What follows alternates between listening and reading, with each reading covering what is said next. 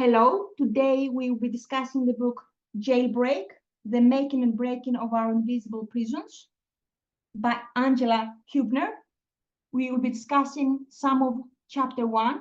This is our first episode.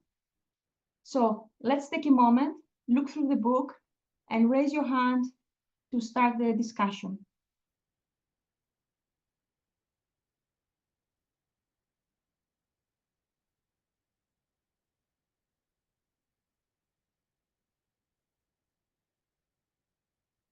And I actually have something on the first page of the introduction to, I've got something to ask.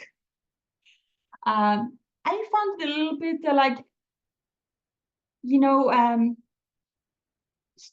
curious, strange, or I wasn't entirely sure how to understand this. When Angela went to her therapist said, the worst thing that could happen to you, Angela, is nothing. And I'm like, and basically she says, take the risks, do something, go and live your full potential. But I'm not entirely sure how do people perceive this statement? Yes, Anne?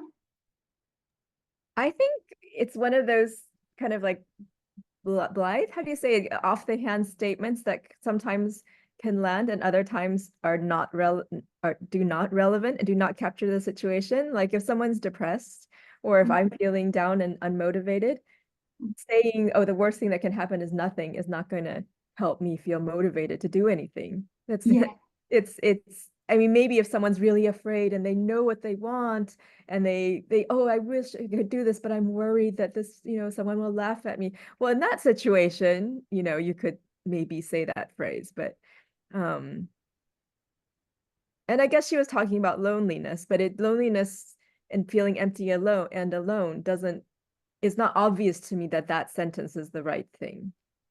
Yeah. And well, can I raised my hand first. Sorry, so I didn't see it. Lara? Yeah. I got this book January 2020, so it's a long time, but now I see it, highlighted in yellow. It's like trauma by omission as compared to trauma by commission. So neglect. So the worst thing that could happen to you when you were a kid. So this was my first connotation of this sentence. Of course, if there is nobody, if there is nothing, you are neglected and that something is omitted and you are traumatized. Whereas if you are sexually abused or physically abused, if you have 10 ACEs out of 10, you know what's wrong with you. You have trauma, you have big trauma, and everybody knows about it. But if you are neglected, if nothing happened to you, then you are really confused, and it's a big trauma. They call it trauma by omission. So it's interesting as people see it in present situation, and I immediately saw it in the past. Looking at the worst thing is that nothing happened. There was nobody there, and there were no incentives, no toys, like the orphans in Romania. So nothing happened to them. They were just ignored. Oh. Okay. Great. I understand a lot better as you explained it, Lara. My God, yes. I could totally perceive it in a different way. So nothing is like, the worst thing that could happen to you is like, nothing, like you're abandoned, like you don't exist. Oh, is that what it means? Absolutely, yeah. So the worst thing, but this applies to babies and children, when they need bonding at an early stage. But I guess because we are social beings, so if somebody gets demented or if somebody gets diseased and suddenly nothing is happening to them, there's nobody, there's no stimulation. They can develop some PTSD as well, or it's a trauma if you are on your own without anything and anybody. So I guess it's like Yeah, and what's new now about the neural networks, that it's reversible, because Pierre Janet was saying that, you know, if the child is not stimulated in some critical state of development, it's irreversible changes. So this theory was refuted, fortunately. But yeah, it's a trauma. It's a big trauma if nothing is happening to you.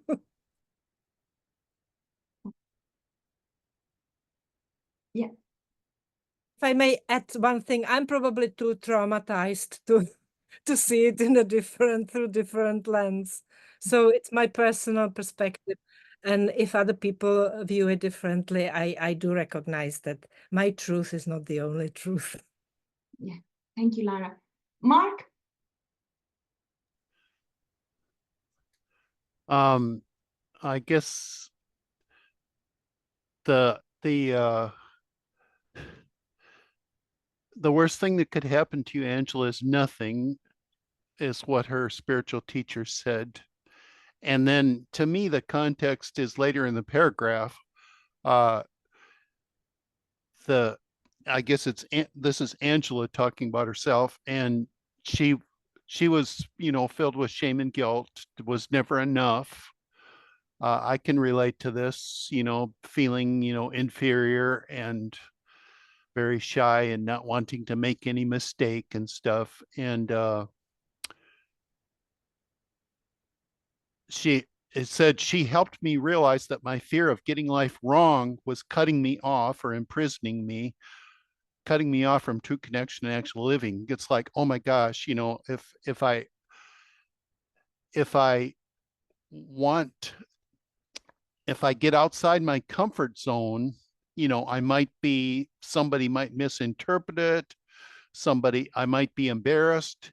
If I try this idea, I could be wrong. Um, you know, the old saying about scientists and stuff, the ones that make the most contribution or have the most fun with poetry or science or whatever, it's like, oh my gosh, you know, this poem might not be very good. I better not do it. But it's when you get outside. Can you go back to that first paragraph where it was showing what we were talking about? Um, so I think the whole context here is that if you don't get outside your comfort zone, you're not going to grow. Uh, if you don't allow you know, your fear is holding you back. And so that's the central thing that her spiritual teacher was saying that she needed to get. The fear of getting life wrong and the fear, that's what was imprisoning her. So and it's if there's discomfort in trying something, then fear is holding you back. And so I think that's what she means. The worst thing that could ever happen to you is nothing. And so, yeah, if you stay in this protected place and uh, don't dare to get outside your comfort zone, then you're not going to grow. And yeah, maybe nothing will happen to you. Nobody will be embarrassed. Like you won't be ashamed or embarrassed.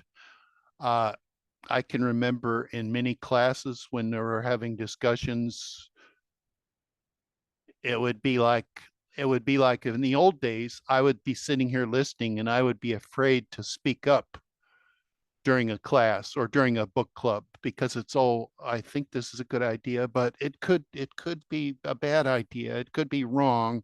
And so I'll be embarrassed and I'll be ashamed.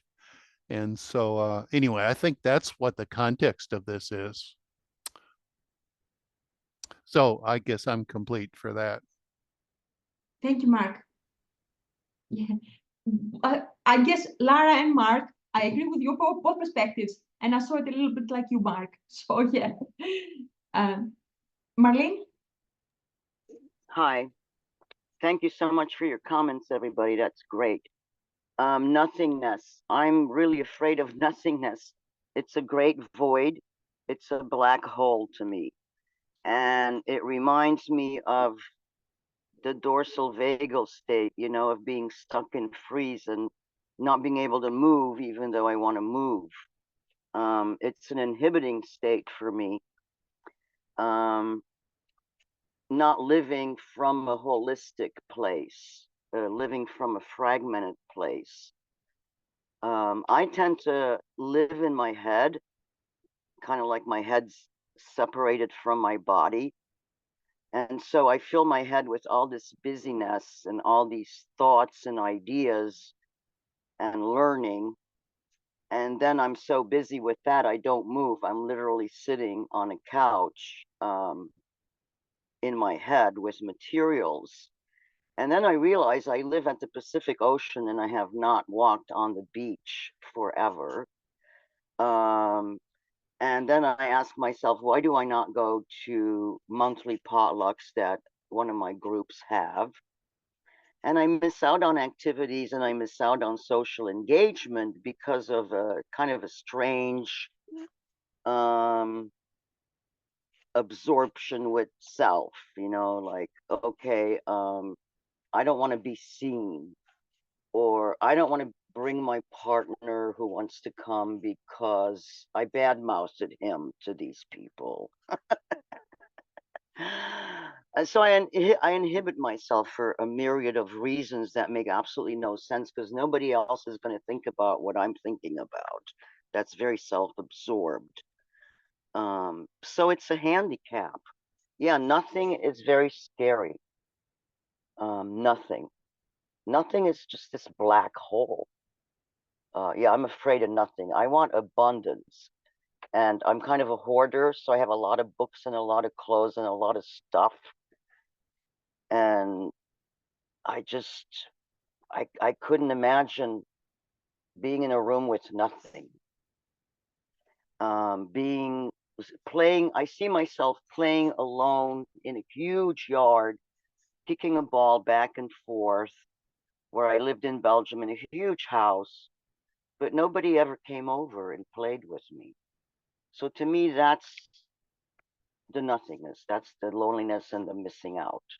So I'm out. Thank you. This is a wonderful book and topic. Great, thank you for your insight.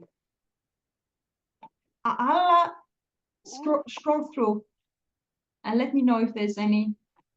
And it doesn't have to be from this, page or anything that comes to your mind. You're welcome to share.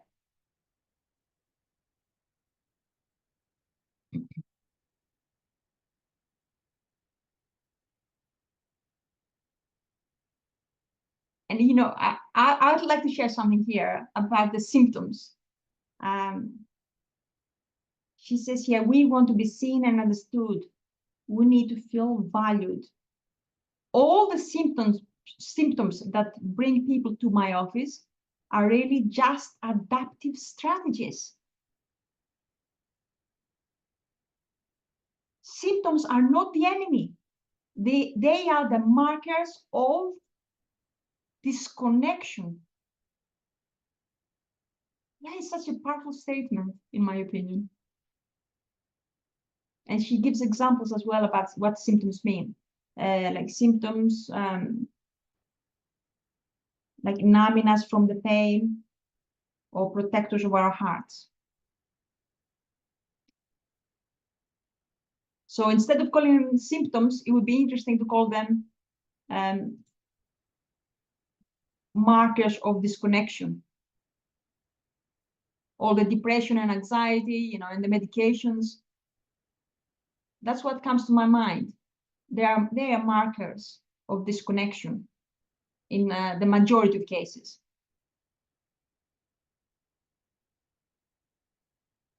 So I'll flick through, and if you have any thoughts, let me know.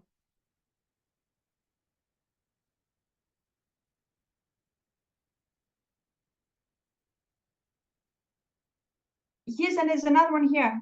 It's very important. Love and imprisonment are not mutually exclusive. Does that make sense to you guys, what she says here? Yes, Anne? Gabor Mate has that conflict between, is it authenticity and connection? Is that the polarity that he often talks about? So in a way, not only are they not mutually exclusive, they can often be actually tend towards excluding each other, because the more we're trying to belong, we're thinking about what the other people want us to be and how to fulfill their needs, and that not necessarily authentic to what we need. And so it's not easy to do both, especially depending on, you know, the severity of difference between one's needs and the needs of the loved ones around one. So wait, so are they saying, oh, she's actually saying, sorry, I got confused. She's saying people think that they're, right. So she's saying love and imprisonment.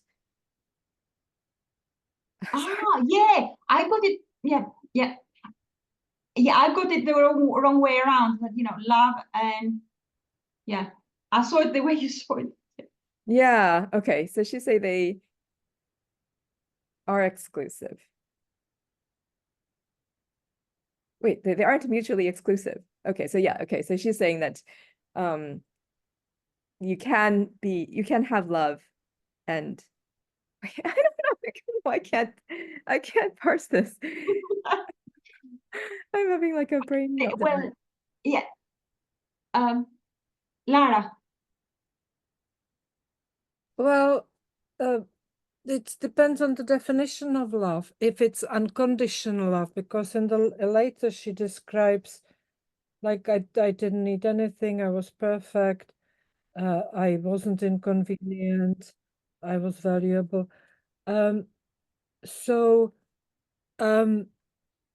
she probably was like that because the parents or whoever the caretakers were giving her conditional love. If you are good, we love you. If you are not good, so I love to define love as agape, and you know, like some love, like unconditional, almost spiritually, the spiritual definition, love as unconditional, relational abundance, independent of my behavior, of my needs. So even if I am, so if the love is unconditional, then there's no imprisonment in my view. At least that's my understanding. But I haven't read it properly now.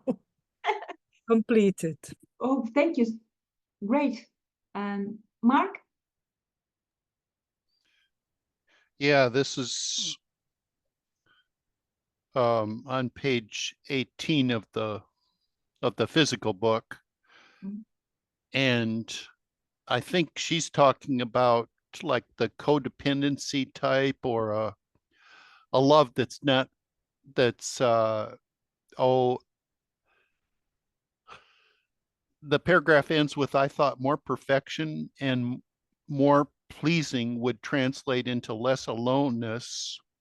And if she focuses her whole life on meeting everybody else's needs, and then they'll be, and just give and be whatever they need and whatever they want, then that's to try to get some sort of connection and not feel worthless.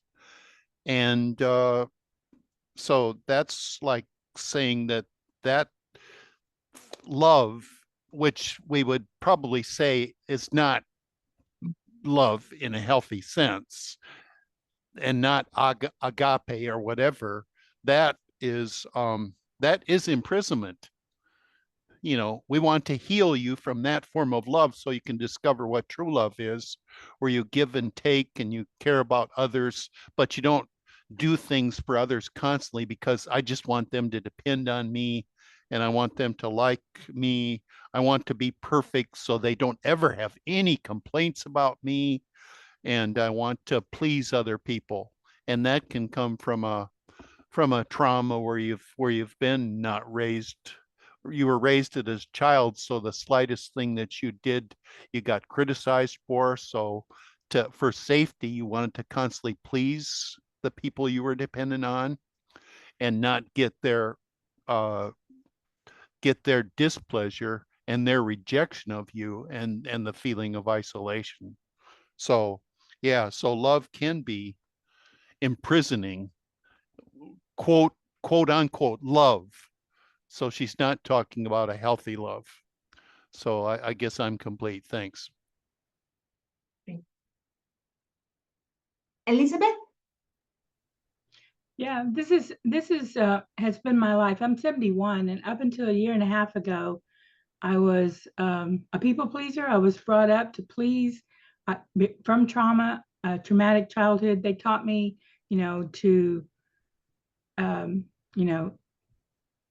how I needed to act and what I needed to say, and I wanted to please to keep from being beaten. And that whole mindset growing up taught me to be a people pleaser.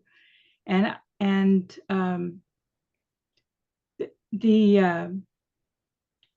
up until a year and a half ago. And what that's shown me is that the love, like Mark said, is there's feelings of real love that can still occur even being in that people pleasing mode, a lifestyle. I can still feel love. So even in the prison of having to please and accommodate and all of that, I still had the capacity for love. So I don't see them as opposed to each other. I see them as one needing healing and the other, because the self is still here. The self is still operating. However small it might have been, it still was there all throughout everything. So there's always that capacity for love. And and there were moments where that love was truly love. It was agape love. And so I kind of agree with her. I don't think that it can be, but most of the time you don't see that. Most of the time, because the people pleasing is so overwhelming that the love is conditional. It's, if I'm this, then they love me. And so, I see it as not as being available and being there even in the people pleasing mode. So I'm done. Yeah, thank you. Brilliant. Thank you for your valuable share. Anne? Yes, I realized I did read it correctly the first time and I just got confused. So I think if you go back to the previous page, the author is saying love and imprisonment are not mutually exclusive, which is implying that she thinks, lots of people think love and imprisonment are mutually exclusive, meaning that people think that if you're loved, then you don't have prison, right? So she's coming from the perspective of the people pleaser, that people who think just because you feel love, it's all fine. I really appreciated what everyone said. And just to echo it, there's different kinds of the use of the word love, right? There's this in this book called Transcend by Scott Barry Kaufman, which is the science of self-actualization. He differentiates between being love, which is more this universal love, is the sense of wanting to contribute, coming from the self energy. That's the love for the world in every capacity. And then there's relational love, which he actually calls a deficiency love, where in our relational sense, when we are, we do expect things from the people in our lives. And it doesn't mean we all, deficiency makes it sound very negative, but it's a practicing thing, like we're filling our needs. So in terms of here, she's talking about relationship love, right? The kind where we're having our needs filled. And so there's love in the feeling. And in nonviolent communication, they talk about love. There's the feeling of love, and then there's the universal need of love, which is the behaviors that fulfill some commitment of a human relationship, whether it's your, most distant neighbor, still there's some consideration, some basic needs that you're mutually fulfilling. So someone can feel really strong feelings of love, like, oh, I love my kids so much, and still end up perpetrating abuse at the very worst. They can be neglecting them, but their feelings would be so overwhelming. I love my kids so much. And then they get so triggered, or, whatever, so triggered, or like the abusive partner, they can commit domestic violence because they feel such strong feelings of attachment. So the feeling of love can lead to really nurturing, mutually need-giving behaviors, or it can lead to, at the worst case, abuse, but in other cases, it can lead to in this case, she's saying she's not balancing her needs with the other people's needs. Yeah, and it's interesting, she comes purely from that perspective, because of course that's a very strong perspective. Some people think love will rescue of course, if I have love, I won't be imprisoned, I'll be free. But then there are lots of people who have avoidant attachment who see love in prison as the same, right? So they come from the opposite inclination. They'll think this, Gabor Mate talks about this whole thing of, so then the original thing that I said does make sense in the context that he talks about a classic polarity will be belonging, whether it's society or your family, versus authenticity, like genuinely what you want. And, there is some sophistication in learning to be had to how to navigate that, to learn to stay connected to yourself and be creative enough to find solutions when there is a difference between what you need for yourself and what other people need from you. Yes, I'm complete. Thank you. And Marie. Hi everyone. Really glad to be here. On page 18, by way of introduction, she wants to share a story. At that point, I was reading this book out loud to my husband because I wanted to. That's what we do. We read IFS material together, and I must have subconsciously. I can't evaluate, but the relatability that I got to how innocently incarceration can start. I couldn't get through this next page, her story. I had to try to hold back, and I tried to fight the words coming out. I'm saying, who is this inside me crying? It felt as if it was my true self, my self energy, that felt this innumerable amount of loss as I'm reading it. I have never felt so relatable to an author before in my life. And yeah, I could be dramatic, but I'm not dramatic right now. So I identified with the people pleasing. These strategies kept me in solitary confinement, top of page 19 in the hard copy, even though I was surrounded by people. And it seems that her people pleasing, she learned manipulation. Because for me, I'm learning for myself that my people pleasing, I learned it. And she learned that if she didn't need anything, she wasn't inconvenient. So that's what really got me. So I felt the fear of being inconvenient or the fear of being useless. And the crazy, not the crazy part, but the part that I can't wrap my head around, and this is a question that came in my mind, is if I'm useless, I'm really valuable. I thought, if I'm so she has this fear of being inconvenient. And so there's her survival strategy starting. And she goes on with the middle class family and saying how loved she is. I was always told how loved I was, but cry yourself to sleep. And so I just want to say thank you for letting me be here, and I'm complete. Thank you. Thank you.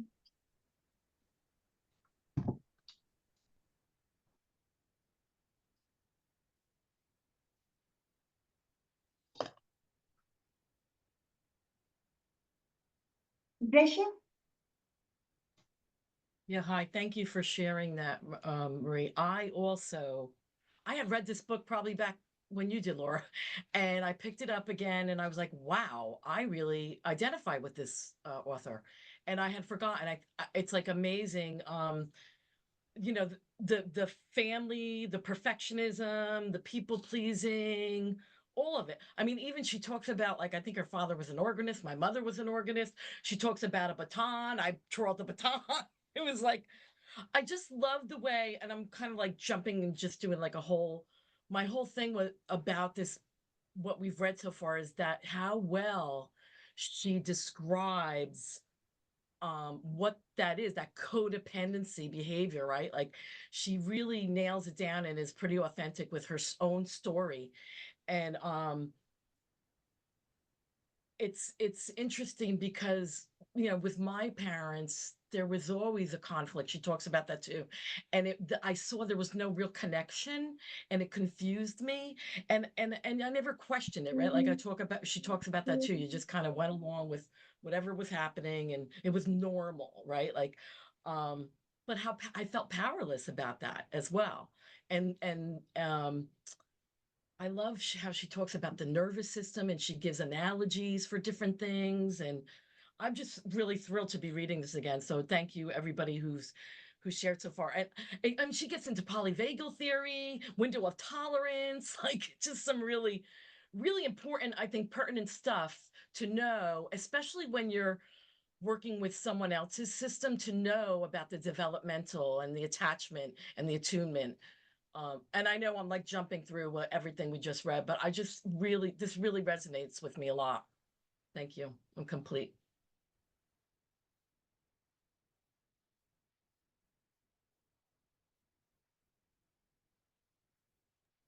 Thank you, Gracia. I have to, my Kindle is stuck, so I have to restart it. Yeah, Lara. Yeah, I'd like to come back to the IFS as a relational model, and just reiterate that this was an adaptive strategy in her childhood that later developed when she was adult and no longer needed to behave like that into maladaptive symptoms, you know, people-pleasing, codependency. And she might have got it from her father. She describes his perfectionist, you know, how he was freezing the ice cube of milk. So she might have gotten it from how her parents related to her, or she might have got it from her grandparents, or, you know, even cultural burden. Let's stay with the IFS, but it wasn't how she was born as an authentic human being, relating and developing and having. Oh yeah, I just saw 2 days ago the Inside Out 2, you know, how when the puberty comes, everything breaks in the system and everything is reorganized. But if children have this unconditional love and unconditional relating with their children, they can even overcome the legacy burdens and the cultural burdens. So they do not develop these adaptive strategies, defenses, protectors, managers. Yeah, so that's not what she was born. Well, she might have been. I'm just blabbering. I'm just trying to understand it, why she is like that, and there may be many reasons. And yeah, but she was born as a beautiful human being, just needing relational love, unconditional love. I'm complete.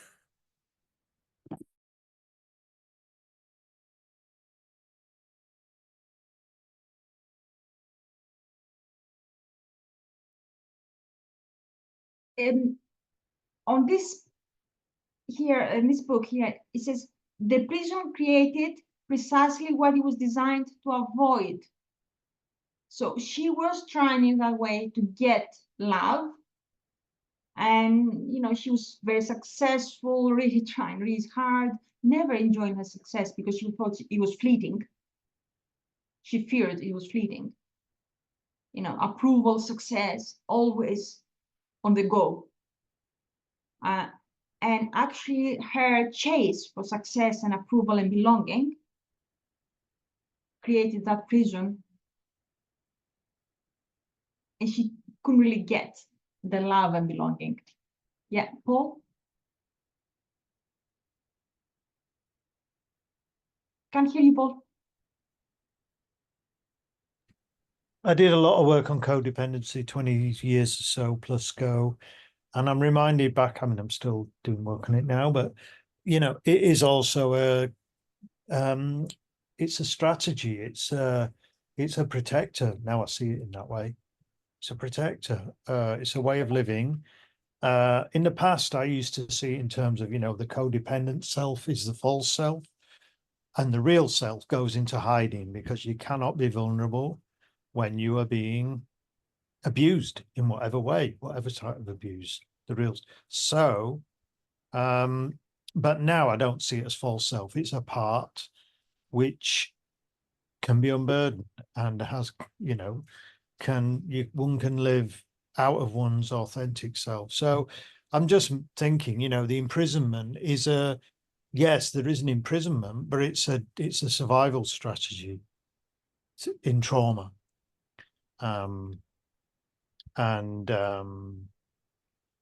Yeah, because I mean, this book is, I've never seen this book before. You know, attachment theory is where I'm at. I just read loads of stuff about attachment. Because yeah, and the ways that one can what's the word? I think she used a word, I can't remember, you know, the healing of attachment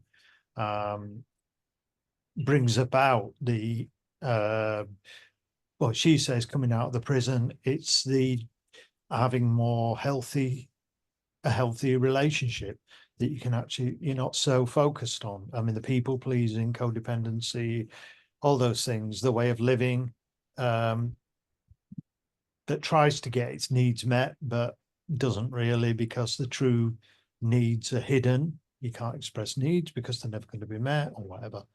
And well, I'm speaking about myself. It's all, and I think it's all on the spectrum of how much one's been damaged. But yeah, so yeah, just wanted to say that. Thanks. Thank you, Paul. Another point I'd like to bring your attention to is this one here. It's the motivation under the behavior that builds the prison. And then she gives an example of what happened to her. My perfection was fueled by fear of abandonment, not by an innate love of learning. Wow.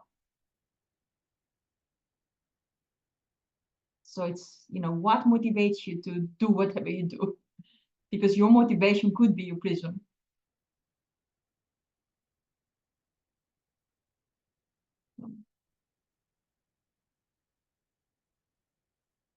Yes, Lara? Yeah. And I know that really intimately, because I was neglected until the age of 8 or 9. And then I was taken into care of my alcoholic father, beautiful artist. And I was reassessed, and suddenly from mentally retarded, I moved into being like IQ almost 150. And my father told me he shouldn't have. And then I was just like a trained monkey, you know. I was trying to be good, to be good, so that he loves me. And I was quite shocked when I was about 18 and somebody told me that I'm very clever, like, you know, very intelligent. And I just moaned, yeah, but that's not who I am. I just had to be like that. And it was very sad. That's exactly what she's describing. You know, I never received. So, but my father was a grandiose artist, very popular with others and very narcissistic with his family. And yeah, sorry, I just lost my train of thought. I just feel terrible pain. Yeah, he was a people pleaser, so I never wanted to be people pleaser, you know, and I'm always like, yeah, this is my needs, this is my rights, this is who I am. And I am just, yeah, I'm masking a bit because I'm autistic, but yeah, it's very painful. It's very painful, and I also know what she's talking about. So even though I'm not a people pleaser, I'm complete. Thank you. Thanks, Lara, for sharing. It's a heavy book, brings up a lot of our stuff. I'll move through. She goes through the science. Maybe we'll have a little bit of time to go through some of the science because it's very, very interesting. And okay, we go to, oh, I don't know if you, okay, there's a little exercise there.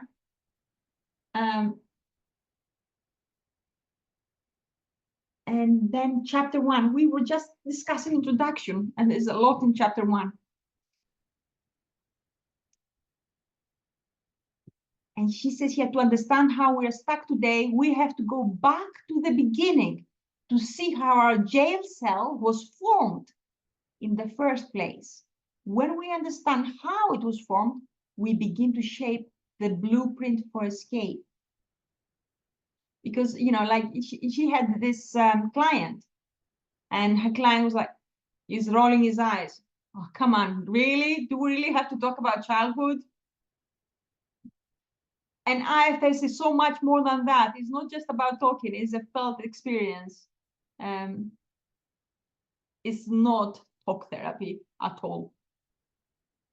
I don't think, you know, a part of me says that you can do the exercises and that can be very valuable, but I'm not entirely sure how, you know, if there's no attunement with maybe in a group or with another therapist, I don't know how effective those exercises would be. I think they would help, but yeah, I'm still questioning it. And you know, especially like, you know, talking about your past in IFS, you don't just talk about our past. It's a totally different process. It's not talk therapy. I consider it not talk therapy. I'm not entirely sure what to call it really. An embodiment approach. I'm not entirely sure. Do you guys have a name for it? I don't know. For IFS?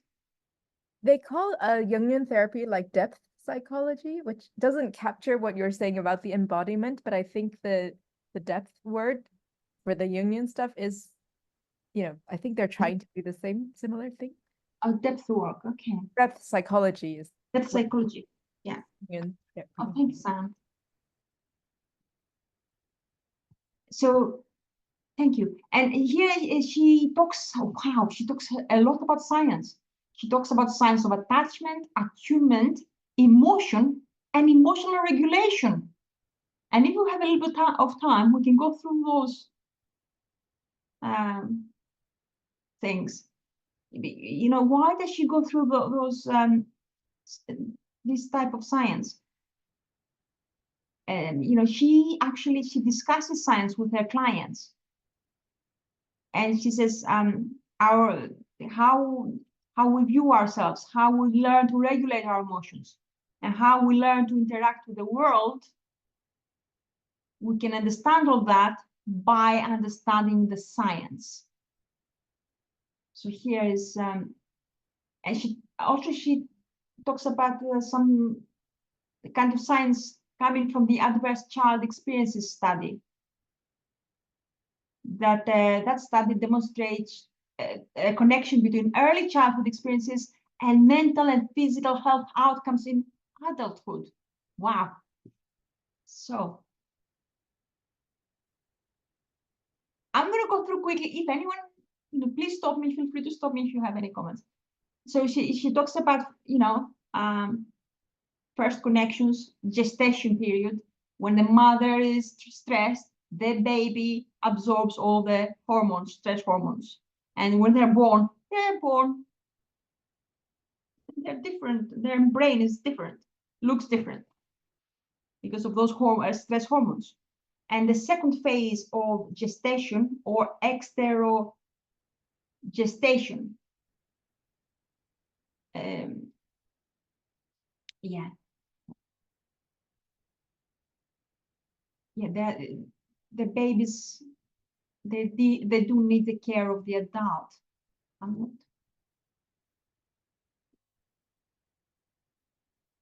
Yeah. Okay. And then she talks about something very important, the triune brain theory by Dr. Paul MacLean. So what does the triune brain says? That we have three distinct brains: brainstem, limbic system, and the neocortex. And we need to understand that, because if we understand how the brain works, is the first step to finding freedom.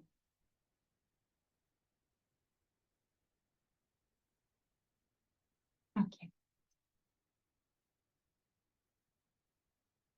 Okay.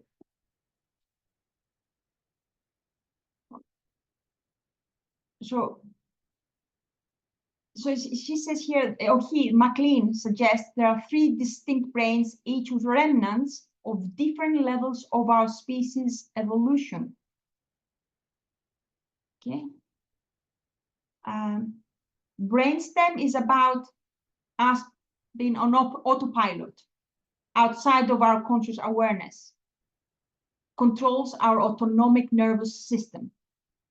So when babies are born, and that's what they think, you know, in the first 3 years, they haven't got the other two brains fully, especially the neocortex is not fully developed at all.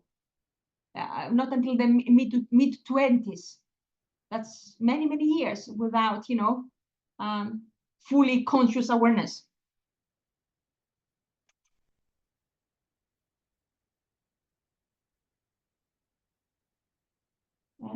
Okay. So guys, that makes sense about brainstem. You know, like he says, you're about to fall. She was about to fall down the stairs, and immediately her autopilot, her that brainstem kicked in. There was no time for thought or emotion or nothing. That's what develops first in babies. And then the limbic system, the limbic brain, houses our emotional responses. Emotions can be thought of as messengers of the autonomic nervous system. So for babies, the brainstem and limbic brain work together, automatically coordinating their bodily functions. So the bodily functions are from the brainstem: breathing, beating your heart, things that you don't have control over.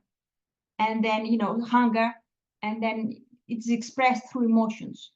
So they can latch onto milk or whatever, and or move away from a threat. Okay. Conscious thought emerges when the third brain, the neocortex, begins to develop. This starts around age 3, but is not complete until our mid-20s. Well, my mom and dad were, you know, my mom was a teenager when she was married, and my dad was like 22. So that possibly their brains, I know, I guess, according to this, their neocortex was not fully developed. So the prefrontal cortex weaves together a story about our experience. And you know, Lara, you mentioned Piaget, or somebody did, I think you did. Jean Piaget proposed that children go through 4 distinct phases of cognitive development. And, you know, I found this interesting here. Guys, do stop me if you want to, like, you know, chime in, or, yeah, or you know, explore something a bit deeper. So here, I found this very, very interesting. Between the ages of 2 and 7, children are egocentric, not yet able to take the perspective of others. They are more likely to see things as their fault, because the neocortex, the cognitive thinking, is not developed. Yes, Lara. Yeah, I would like to come back to the brainstem before we move. And actually, I was really building my career in human rights advocacy on Jean Piaget, stages of development and the irreversible, he said irreversible changes, but it's no longer. But the brain stem, you know, Dan Siegel often, you know, he demonstrates the triune brain, like, Yeah. So, but we often hear that the limbic system, the emotions need to be brought into the prefrontal cortex. We need to be aware of the emotions, but you know, the EMDR, brain spotting, and now recently Frank Corrigan did is training on deep brain reorienting, and this is the brain stem, and I actually tried it on some of my clients, and then I forgot to do it. I have to come back to that. You know, you can even bring the brain stem. You can go into some deep suppressed memories, and it's before even the emotions get online. There is this orienting reflex of the baby, or, you know, it's, and you can bring this into consciousness through some questioning, and then you just slow down, pause, like in IFS, and just stay with it. And then it goes to the limbic system, the emotion, and it's just so amazing how now it's much easier to work with people than when Jean Piaget was sort of discovering the phases of development. And I also wanted to say that this was so criminal, and it's sort of quite recent. Then, you know, the brain neural pathways got myelinated, and the doctors, like, even I don't know, I'm probably too old, but in the 70s or until the 70s, they thought that, oh, it must have been later, because one client told me that her baby had stitches and she wasn't anesthetized, and she's not that old, so like 20 years ago maximum, you know, they believed that the babies do not need any anesthetics, so they were causing medical trauma, you know, doing gastroscopy or surgeries to babies, like exposing them to the most horrible trauma. So I just wanted to name that. Oh, I've heard that before.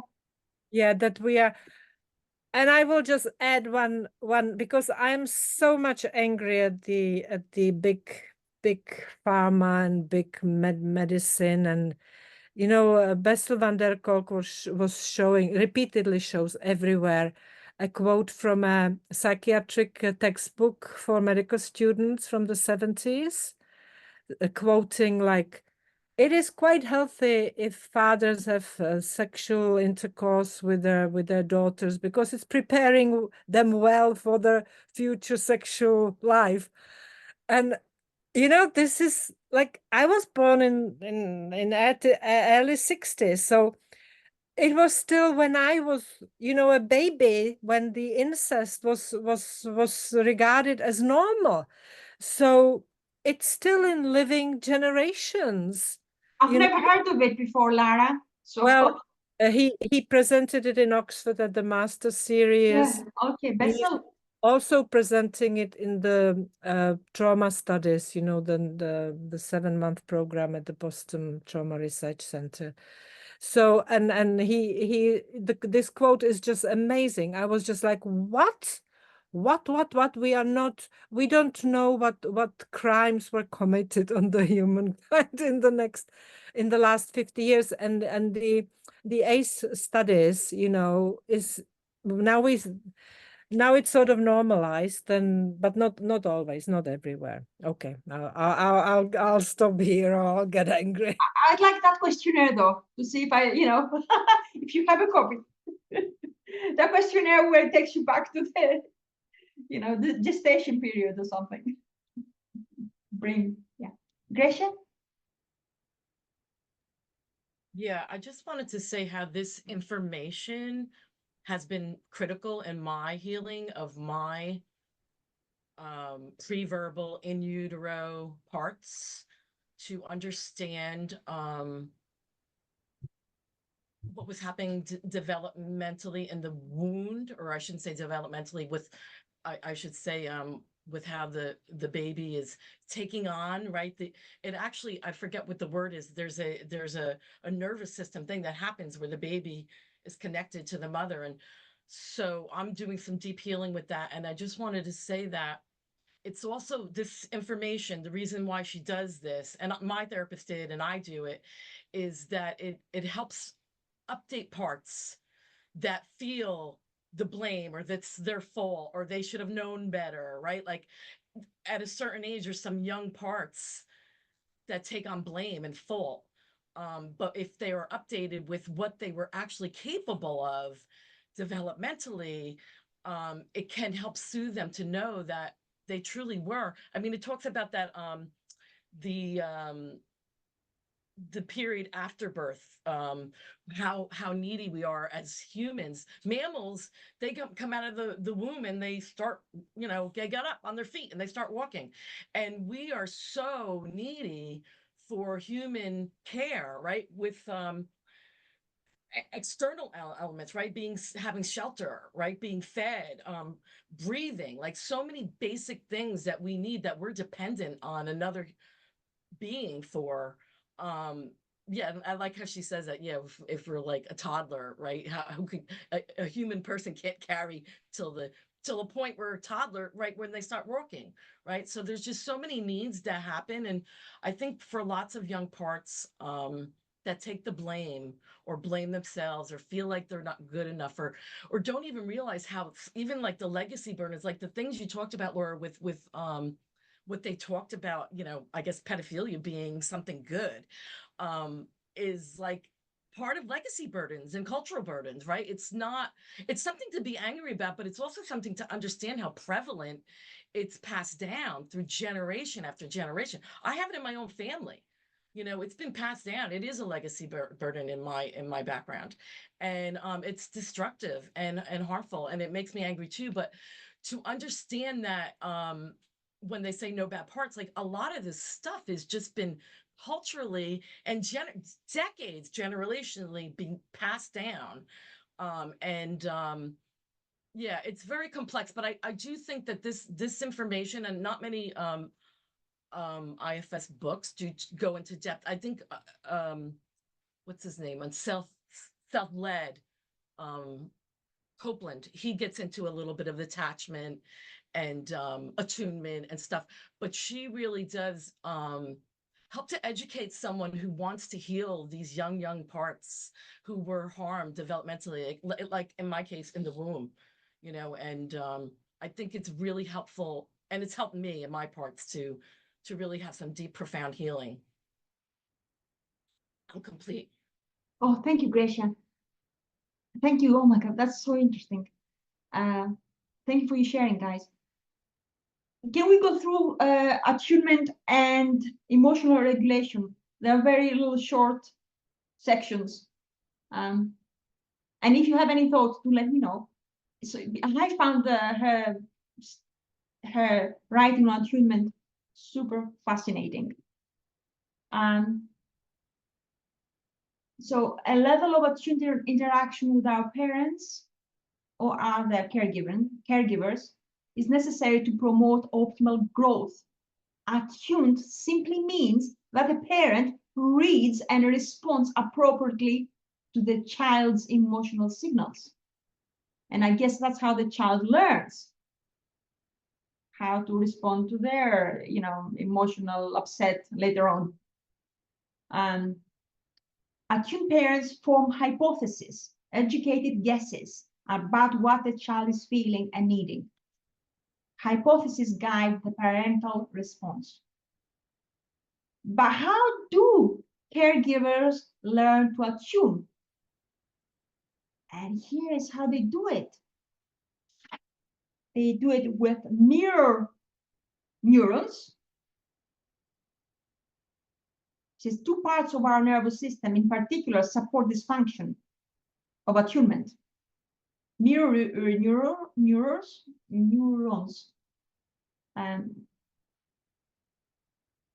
That internal mirror helps us understand others' emotional state and intended action. That's why yawning and laughter are contagious. That's why when we watch a movie, like, she says, she puts the movie The Champ with the saddest movie scene ever. The students are crying. They have tears in their eyes because they were attuned to the emotions of the gifted actors, because of the mirror neurons. What an insight. Every time you watch a movie and you feel their emotions of those gifted actors, it's the mirror neurons that do that for you. And then because she mentioned there are two parts of the nervous system. The second part is the vagus nerve that helps with attunement. It's the ability to connect, I think, they promotes and connect. They like that comes from polyvagal, doesn't it? Porges, from Porges, to connect, and the other one is the dorsal. If it's like the break of the extreme stress, you go into dorsal. Porges' work reveals that the body is sending just as many signals to the brain as the brain is to the body, a reminder of the intricate connection between our physiological and emotional states and the sympathetic and parasympathetic nervous systems. Our physiology can prompt a particular mood, just as a mood can prompt a particular physiological response. So it's a mind-body connection. Yes, Lara? I want to correct her. My clever parts want to speak because the afferent, the sensory nerves that are bringing information from body, it's 80%, whereas from brain, it's only 20%. So it's even, the brain is not important as much. Yeah, that's, I have a certificate for that. Thank you. My Wow. parts, my certificate collection parts. Thank you for clarifying. It's brilliant. I'm making a note of that. Yeah. Gracia?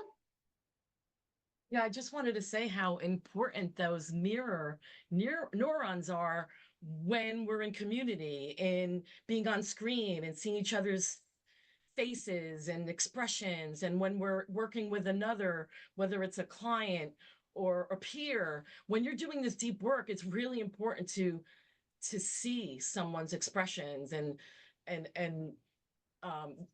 I just think that people take that for granted, right? Like when you're communicating, it's really important to be in the room or looking at each other's eyes if you want to be really truly heard and seen, right? Like I just think that, when you were talking about that movie, I remember that movie. I remember the time I saw it that she wrote about. I was really crying, like, because it was so touching. And I love that. I love to watch movies and have my mirror Neurons. Neurons activated. I also feel like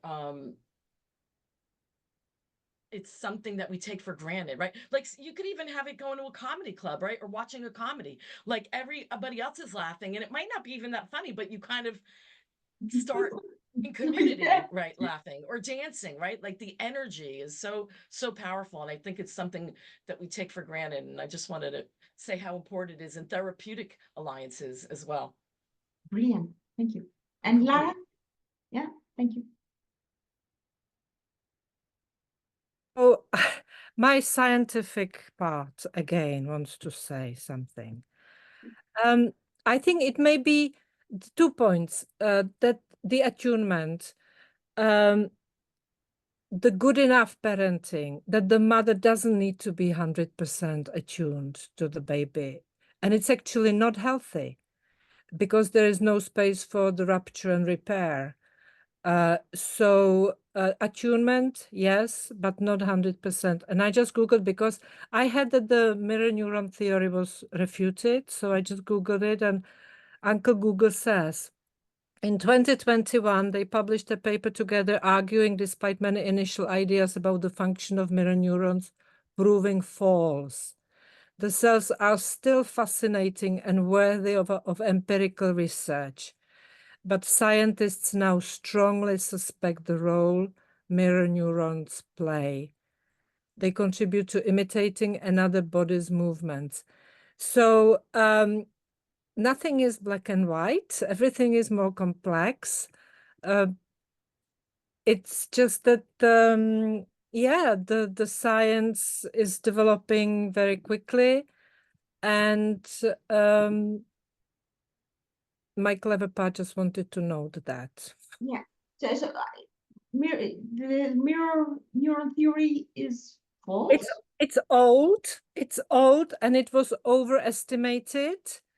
It was thought that these mirror neurons really cause the attunement, but they are in apes, they are in animals, and they are very important, and they are good for imitating, but not on a deep psychological level. I don't know. You need to read. So the role of mirror neurons has been like inflated, that they are not as important since 2021, and this book probably was written before the new research was done. Okay. But this is just you know, I have so many like nerdy critics. The most important is the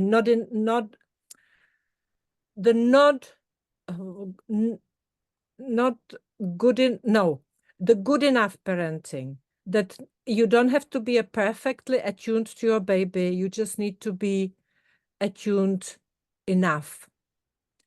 And it's better not to be attuned 100%, because then the baby grows like, you know, the life is not just you will have all this uncovered. So the rupture and repair, the repair is important. If the mom is not attuned, if the baby is crying and doesn't have the nappies changed immediately, or doesn't get the milk immediately, then the repair is important. So the child learn the repair. So 100% attunement is wrong. I just wanted to. Yeah.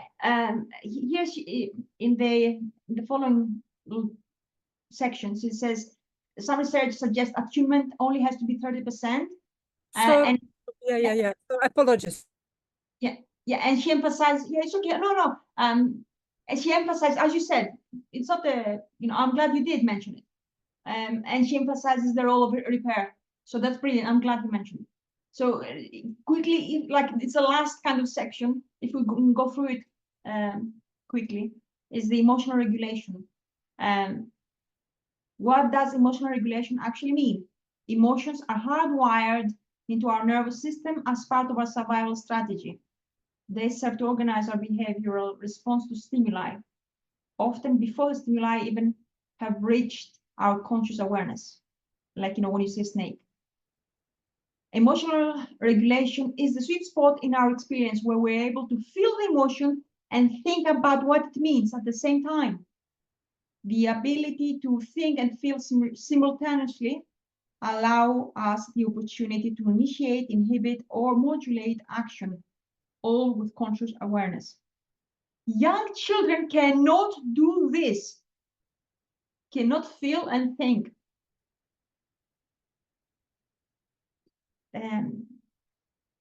Okay.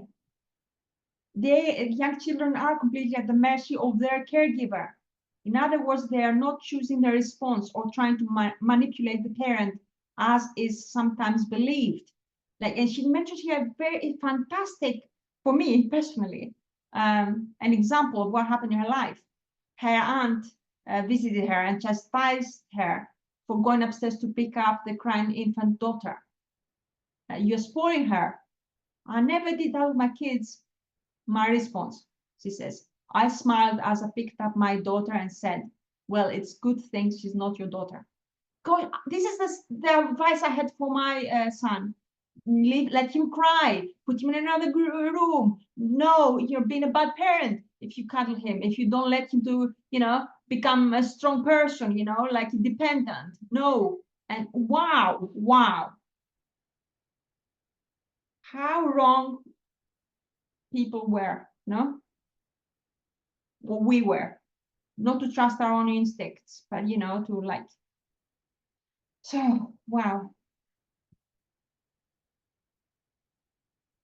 So she says here about her little baby daughter, and she says, my attuned response, attending to her when she was crying, was helping the child or the baby to learn that she's seen, she matters, and she's safe.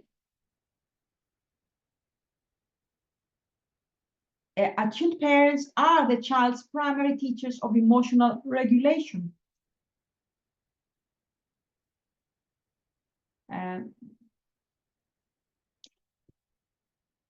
Yeah, I love this window of tolerance. Marlene, just quickly, I'll read this a little bit coming to you. The ability to experience the emotion, limbic brain, and to think about the emotion, prefrontal cortex, refers to our window of tolerance. Yeah, and Marlene?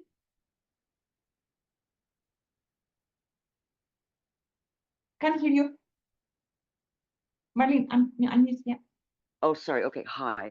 Yes, I want to agree with the fact that back being raised in the 50s, there were all these rules my mom used to tell me about feeding on a regimented hour basis in time and not picking up the baby when they were crying. The other thing I wanted to mention is the HPA axis that gets developed in utero when the baby is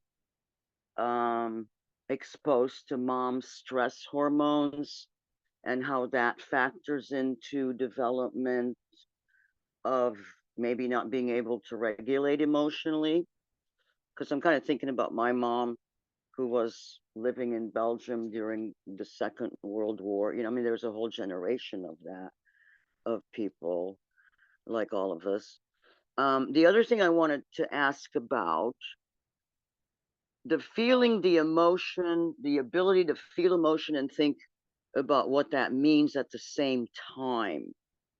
Yet, what happens when also the body reacts to unconscious stimuli, or it reacts unconsciously to stimuli before it becomes conscious, before I can think about what it means? So, and especially after trauma and having an active amygdala and being hypervigilant, the body can react in an extreme way to a person or situation before being able to engage the frontal cortex to be rational. And I think that's my basic problem. The reaction's already there. Yeah. Anyway, I'm finished. Thank you. Thank you. Marlene, here it says this window of tolerance gets formed early via our interactions with others. Luckily, it is changeable.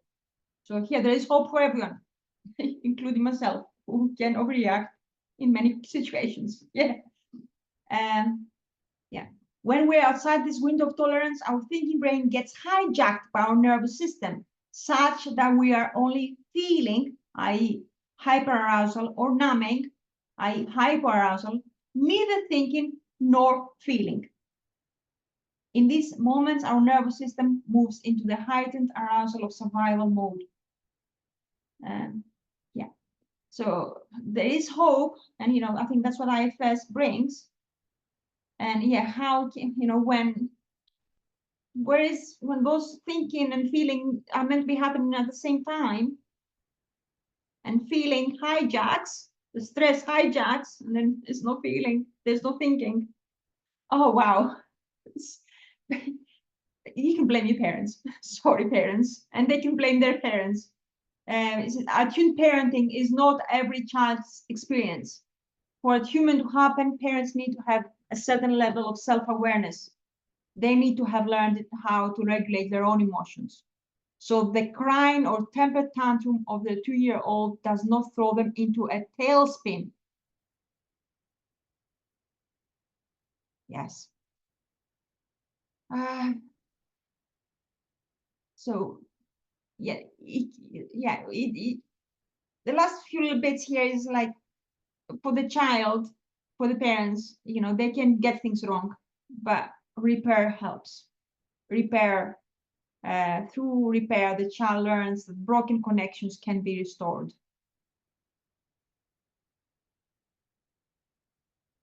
And Yeah, and it's complicated. We have to remember that parents are not immune to incarceration either.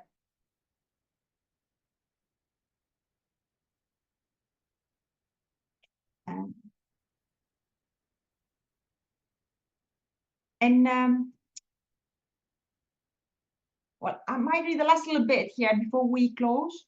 Any uncomfortable emotion I experienced, she says, the author, she experienced, anger, sadness, loneliness, was a messenger of not feeling connected, rather than being interpreted as a plea for connection. However, my emotions were ignored, or worse, met with a heavy sigh, an eye roll, and a passing comment about my being too much. Or, you know, go to your naughty step, you know, rather than connection. Possibly, yeah. So we've completed this part of our first meeting of this book. There's an exercise here. I hope you've done it. I will stop the recording and we can have a little bit of private time. And thank you all for your contributions and your presence.